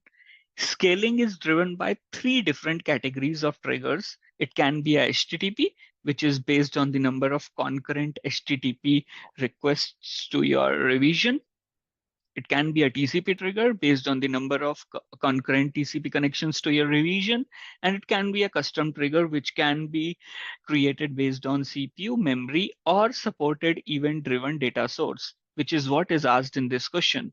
And the driven sources can be Azure Service Bus, Azure Event Hubs, Apache Kafka, and Redis. In this question, they are talking about Azure Service Bus, but you can see there are different data sources which are supported, which can be Azure Event Hubs or Kafka or Redis. So again, this question can be reworded to a different question, or probably a different source can be used. So it is very important that you remember there are other sources as well that are supported apart from Azure Service Bus. You have an Azure subscription that contains two log analytics workspaces named Workspace 1 and Workspace 2, and 100 virtual machines that run Windows Server. You need to collect performance data and events from the virtual machines. The solution must meet the following requirements. Logs must be sent to Workspace 1 and Workspace 2. All Windows events must be captured. All security events must be captured. What should you install and configure on each virtual machine? Your options are Windows Azure Diagnostic Extension, Azure Monitor Agent, Windows VM Agent. To collect performance data and events from the virtual machines and meet the specified requirements, you should install and configure the Azure Monitor Agent on each virtual machine. The Azure Monitor Agent is responsible for collecting and sending performance data, logs, and events from the virtual machine to Azure Monitor. It supports collecting both Windows events and security events, which is a requirement in this question. You can define a data collection rule to send data from multiple machines to multiple log analytics workspaces. Again, this is a requirement that you need to send logs from both workspaces. And this includes workspaces in different regions or tenants as well. On your screen, you can see a URL, which you can use to understand more about how to create a data collection rule. Now let's look at why other options are not right. The other option, which is Windows Azure Diagnostic Extension, is primarily used for collecting diagnostic data from Azure virtual machines and cloud services. And it is not applicable in this scenario since you are using virtual machines running on Windows Server. The Windows VM agent is responsible for managing and configuring virtual machines in Azure, but does not provide the necessary functionality for collecting and sending performance data and events to Azure Monitor, making it an incorrect choice. Let's look at next question of the series. You have an Azure subscription that uses the public IP addresses shown in the following table. Now the table has three IPs, all are IP version 6, and their SQ is for first two, it is basic, and the last one is standard. The IP address assignment for IP1 and IP3 is static, and the IP2 is dynamic. When it comes to availability zone, IP1 and IP2 don't have any availability zone applicable, and for IP3, it is zone redundant. Now you need to create a public Azure standard load balancer. Which public IP address can you use? Now the matching SKUs are required for load balancers and public IP resources as per the official Microsoft documentation. Now here you can see load balancer is a standard one, and in the table you can see only IP3 is the one which has standard SKU. So the correct answer is option B, IP3 only. Question number 63 of the series. Your company has a series of virtual machines created as part of their Azure subscription. They want to ensure the IT administrative team is notified if any of the virtual machines go into the deallocated state. Which of the following could you perform to fulfill this requirement? Your options are enable diagnostic logs for the virtual machine, create an alert based on the activity log for the virtual machine, assign a resource tag for the virtual machine and then create an alert based on that resource tag, create an Azure policy using an inbuilt definition from the compute category. Now, by creating an alert based on the activity log, you can configure a condition to trigger an alert whenever a virtual machine goes into the deallocated space. The activity log records all the management events and operations performed on Azure resources, including the state change of virtual machines, which is what we are trying to capture here, the deallocated state of the virtual machine. As like previous questions, now let's look at why other options are not correct. Enabling diagnostic logs for the virtual machine would provide detailed monitoring and troubleshooting information, but does not specifically address the requirement of notifying the IT administrative team about the deallocated state. Now, option C, assigning a resource tag for the virtual machine and creating an alert based on that resource tag can help with organizing and managing resources, but it doesn't directly capture the state change of the virtual machine.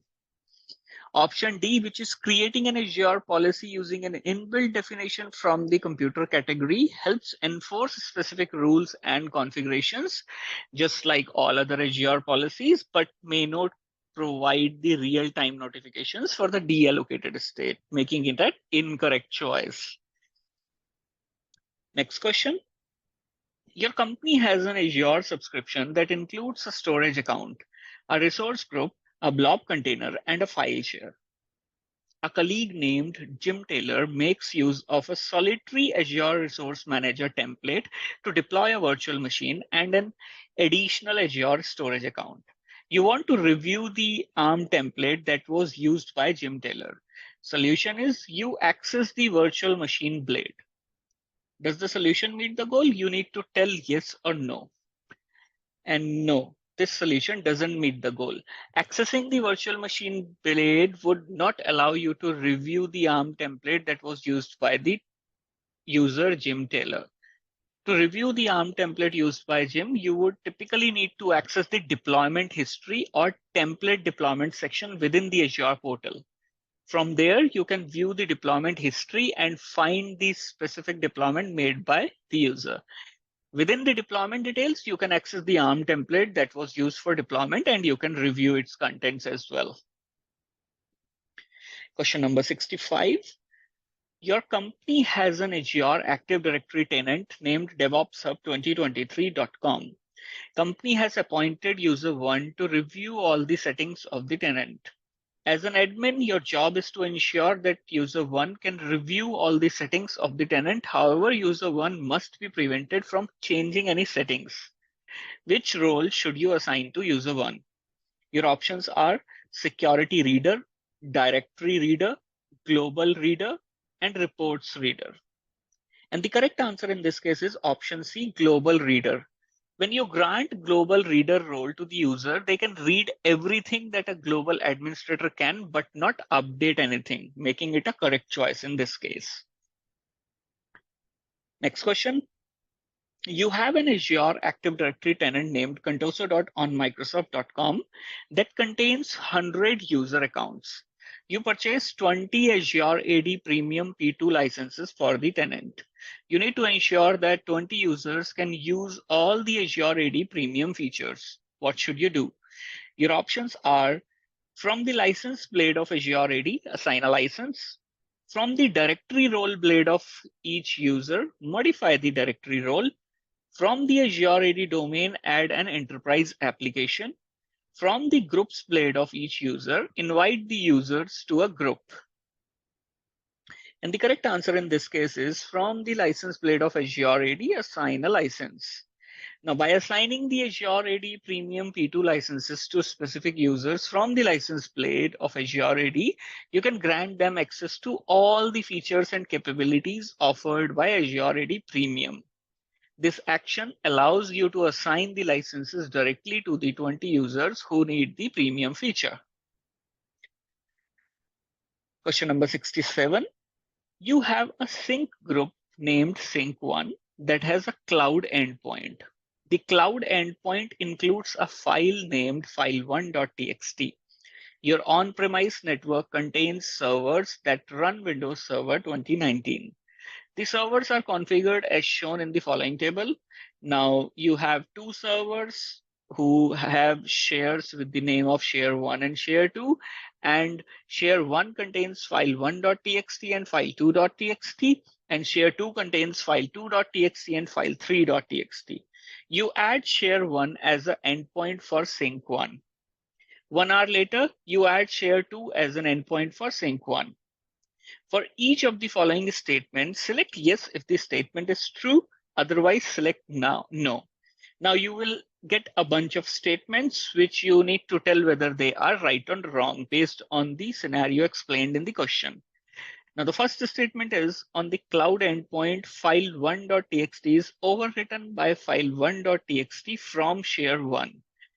Now you can see the cloud endpoint already has a file named file1.txt, and share1, which is mapped, also has a file named file1.txt. So the question or a statement is, on the cloud endpoint, file1.txt is overwritten by file1.txt from share1.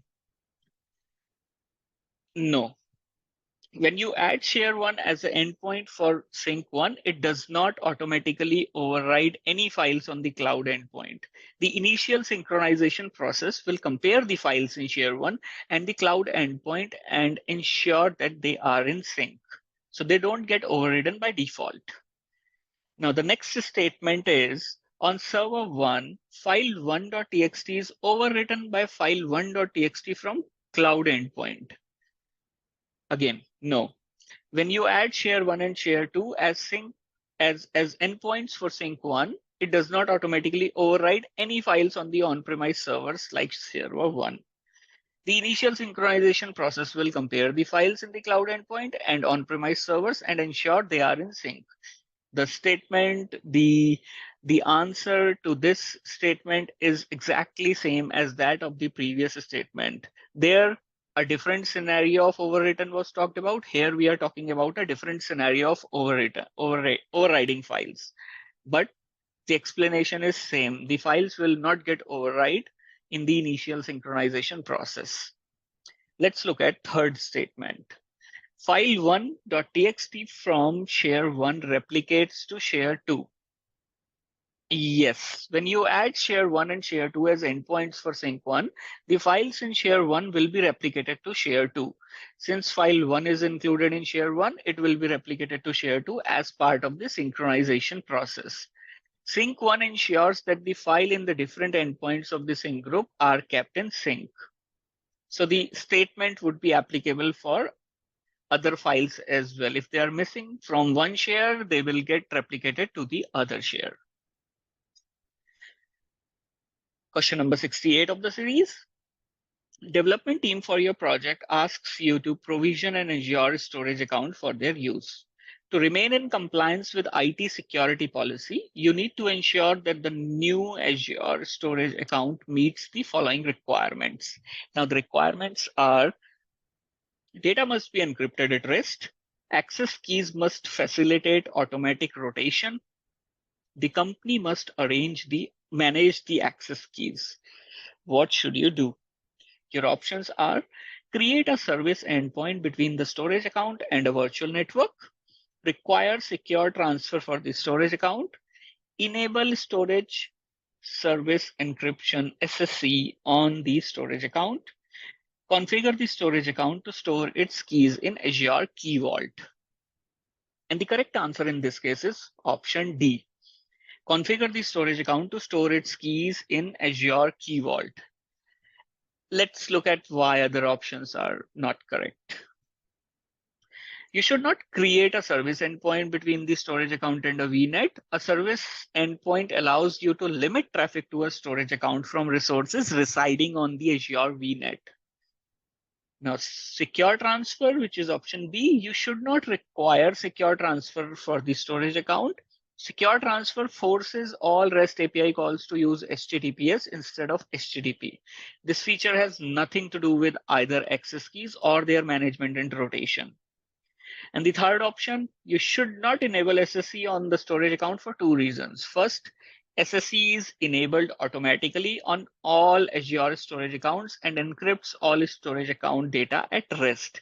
Second, SSE in its native form uses Microsoft managed access key, which violates the scenario constraint for customer managed keys.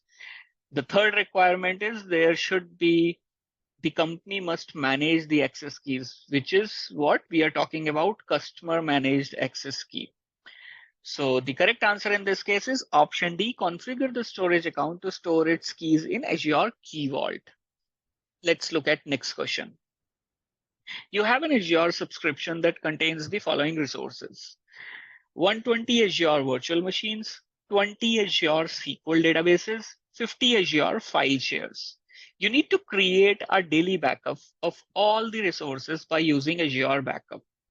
What is the minimum number of backup policies that you must create? Now, your options are 1, 2, 3, 150, or 170. The minimum number of backup policies you must create in this case is 2. Now, let's look at why 2. As you can see on my screen, with Azure Backup, you can create a single backup policy that can be applied to multiple resources of the same type. However, a single backup policy can have a maximum of 100 virtual machines. So in this case, since you have 120 Azure virtual machines, which means you will need at least 2 backup policies to accommodate this requirement. If the question had maybe 90 virtual machines, then 1 backup policy would have been enough in that case. So it is very critical that whenever there is some data mentioned in the question, make sure that you are looking at the numbers as well, because they might give you the numbers which are just at the border, which is what is seen in this case.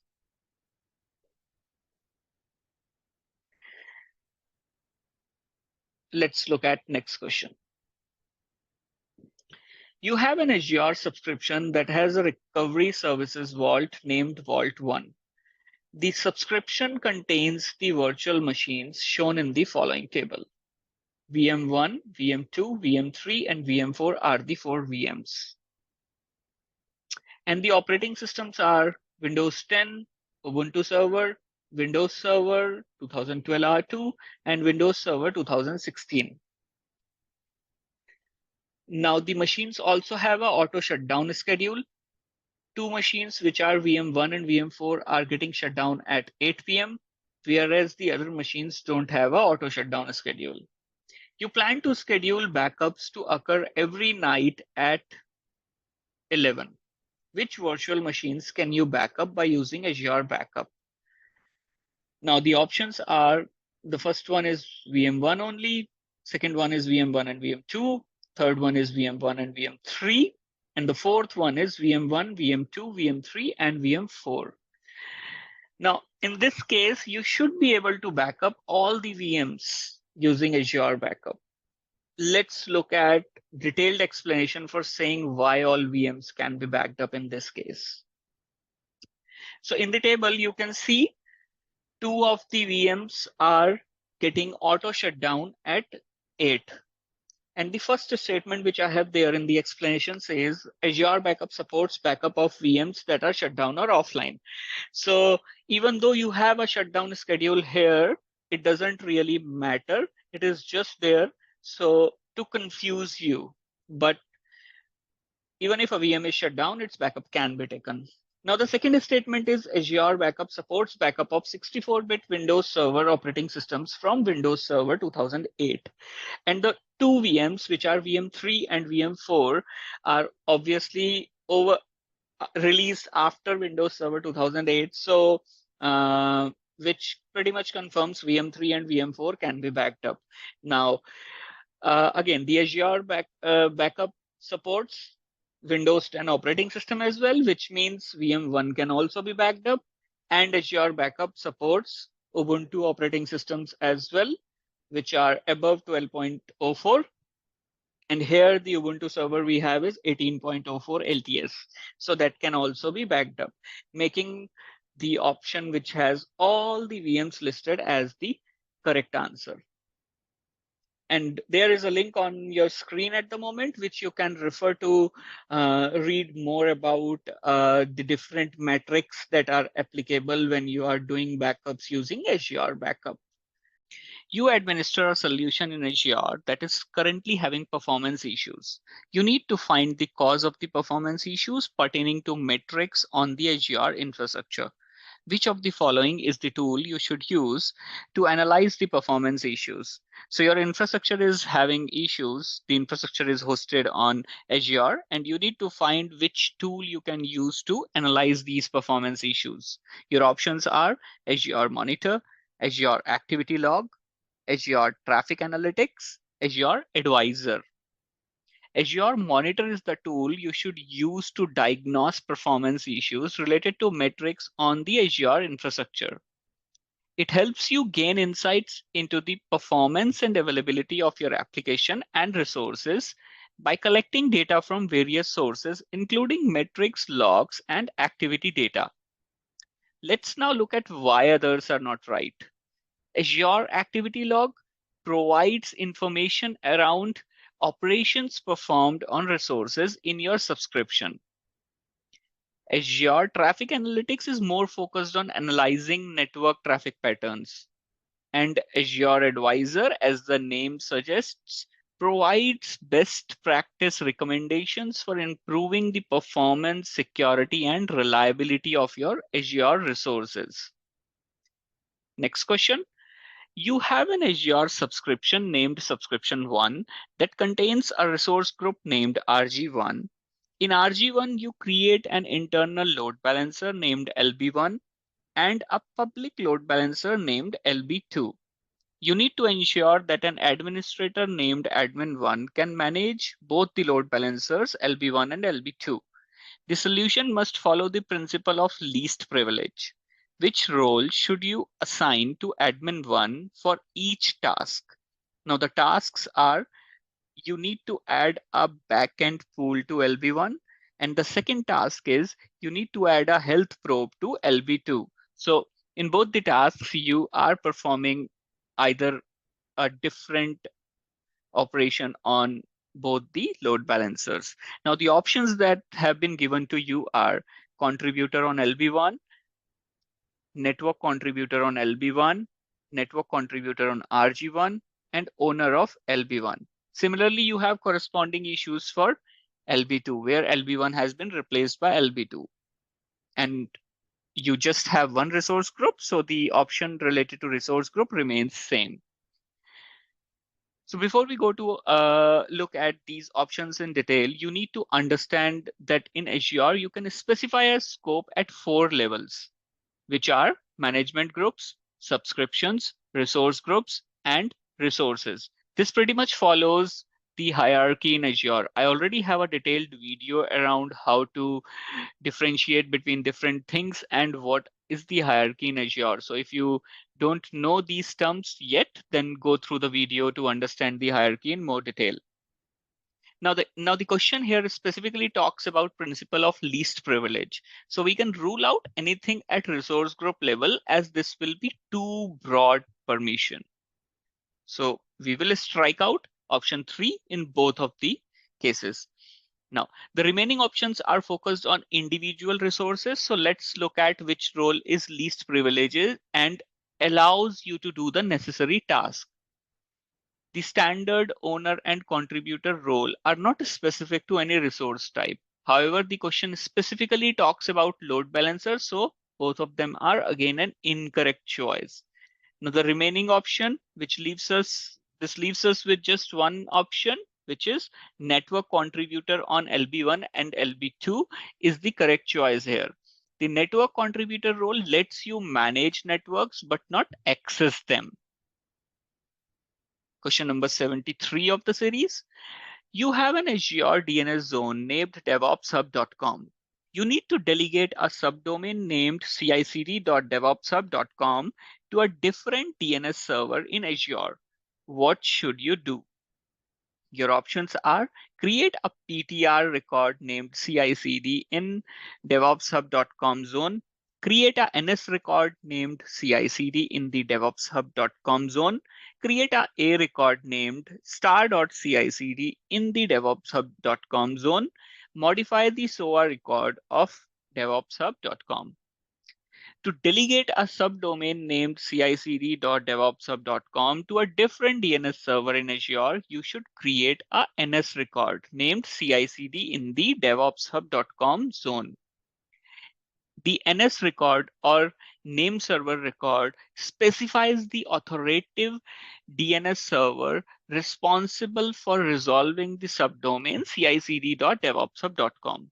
By creating this NS record, you are delegating the resolution of the subdomain to a different DNS server. Next question. You have an Azure subscription named Sub1 that contains the Azure resources shown in the table. Now the table has 3 Azure resources with the name RG1, Storage1, and VNet1. And on the right side, you have the type of the resources. As the name indicates, RG1 is a resource group, Storage1 is a storage account, VNet1 is the virtual network. You assign an Azure policy that has the following settings. Now you are assigning an Azure policy on the set of resources. And the settings are the scope of the policy is sub1, which is subscription 1. And there is exclusion as well. So the exclusion is applied on a resource level. And you can see VNet1 is excluded from the policy. Policy definition is append a tag and its value to resources. Policy enforcement is enabled, which tells the policy is enabled. Now, as you can see in the policy description, it's basically appending a tag and its value to resources. So the tag name is tag4 and the tag value is value4. You assign tags to the resources as shown in the table. You have different resources and tags in the table. Sub1 has a tag tag1 : subscription. RG1 has a tag called tag2 : IT. Storage1 has a tag called tag3 : value A. VNet1 has a tag called tag3 : value 2. Now for each of the following statements, you need to select yes if the statement is true, otherwise select no. Your first statement is RG1 has the tag2 : IT tag assigned only. Now, based on the policy definition, to append a tag and its value to resources, this statement will be true, as here we are talking about tags on a resource group.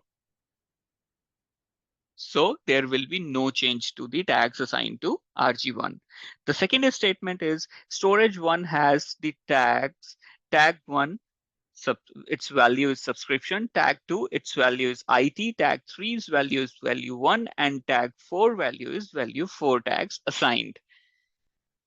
Storage1 is a resource which was created before policy was applied, and the policy doesn't have any remediation plan associated. So the tag should remain same. Hence the statement is incorrect because initially Storage1 has just one tag, which is tag3, and its value is value1.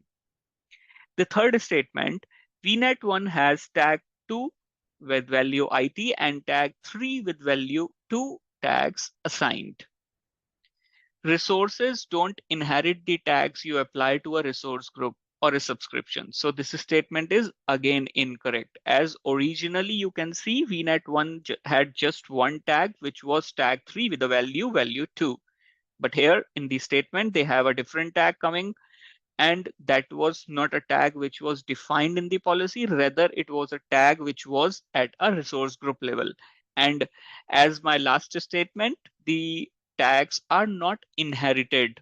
So VNet1 will still have just one tag, which is tag 3 with the value 2. Next question.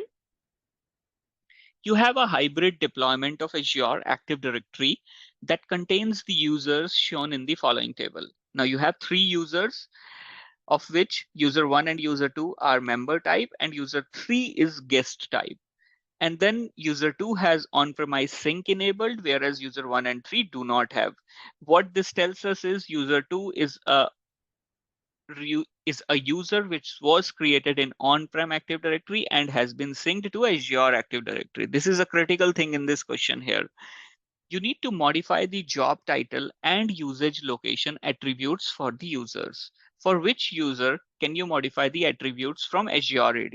Now, for the first question, part of this question, the attribute that you are modifying is job title.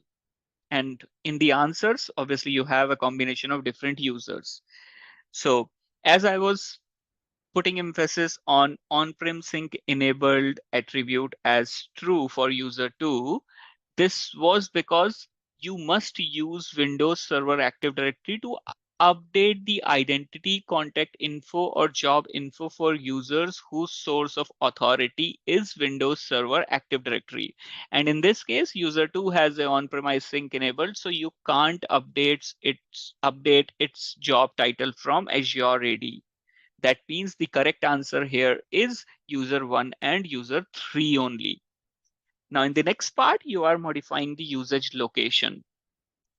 Usage location is something which is set only on the cloud side for all users. So you should be able to update it for all users from Azure AD, irrespective of on-premise sync setup, which is why the correct answer here is user 1, 2, and 3, all of them.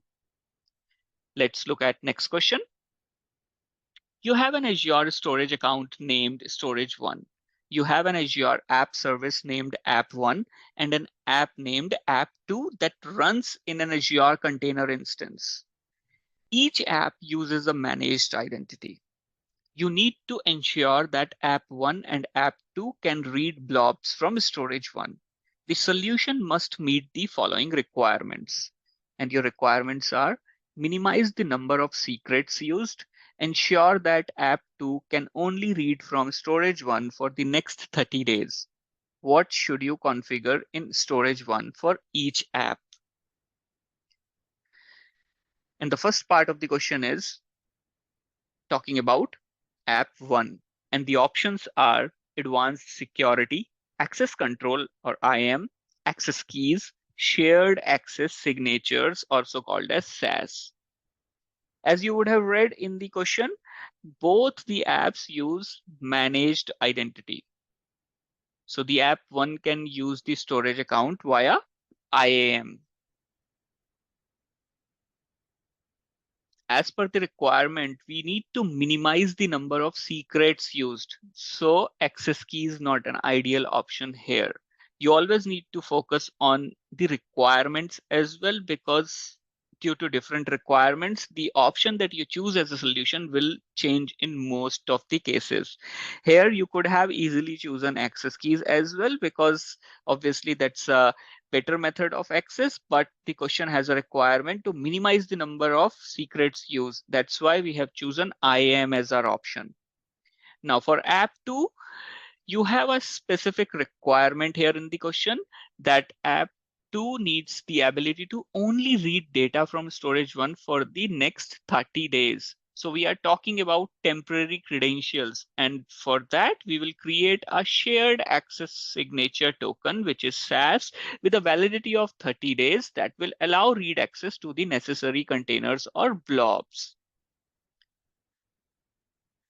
Now, when creating a SAS token, you can scope it to specific containers, blobs, and operations, which helps you control the level of access app2 has during the 30-day period. So I hope, friends, you have understood why I have chosen access control for app1 and why I have chosen SAS for app2. If you have any doubts in the questions and answers that I am choosing throughout the series, and you think there are some issues which have led me to choosing wrong options, then post them in the comment section and we will be happy to resolve your queries and In case we have chosen a wrong option, we will make amendments. Let's look at question number 77. You need to create an Azure storage account that meets the following requirements. Now, the requirements are minimize costs, support hot, cool, and archive blob tiers, provide fault tolerance if a disaster affects the Azure region where the account resides, select the appropriate options to complete the command you should use.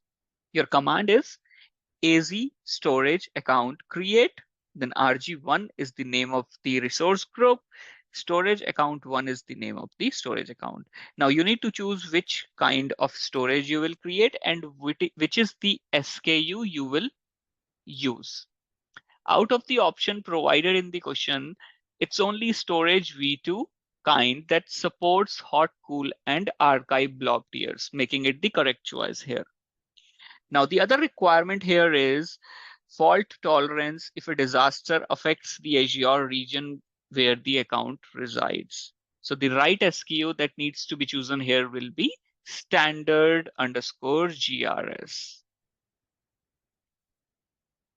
So again, as I was telling you in the previous question, it is the requirements, the small keywords in the requirement that can change your correct answer. So please pay attention to the requirements. Question number 78 of the series. You plan to use the Azure import-export service to copy files to a storage account. Which two files should you create before you prepare the drives for the import job? Your options are a dataset CSV file, an XML manifest file, a JSON configuration file, a drive set CSV file, a PowerShell PS1 file. And the correct answers here are option A and option D, a dataset CSV file and a drive set CSV file.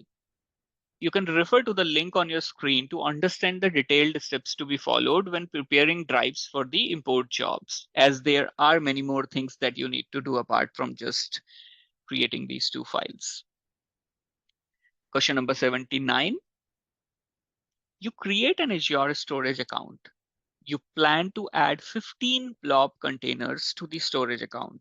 For one of the containers, you need to use a different key to encrypt data at rest. What should you do before you create the container? So basically, you have an Azure storage account and you plan to add 15 blob containers to that account, but you need to use a different key to encrypt data at rest for one of the containers. That is the requirement of the question. Now your options are modify the minimum TLS version, rotate the access keys, create an encryption scope, generate a shared access signature. Before you create the container and use a different key to encrypt data at rest, you should create an encryption scope, which is option C here. An encryption scope is a feature that allows you to use different keys to encrypt data for specific containers within an Azure storage account. By creating an encryption scope, you can associate it with the container that needs to use a different key for encryption, which is one of the requirements of this question. Question number 80. You have an Azure subscription. You plan to deploy a new storage account. You need to configure encryption for the account, and the solution must meet the following requirements. Use the maximum supported bit length. Use a customer managed key stored in a key vault. Which type of key and which bit length should you use?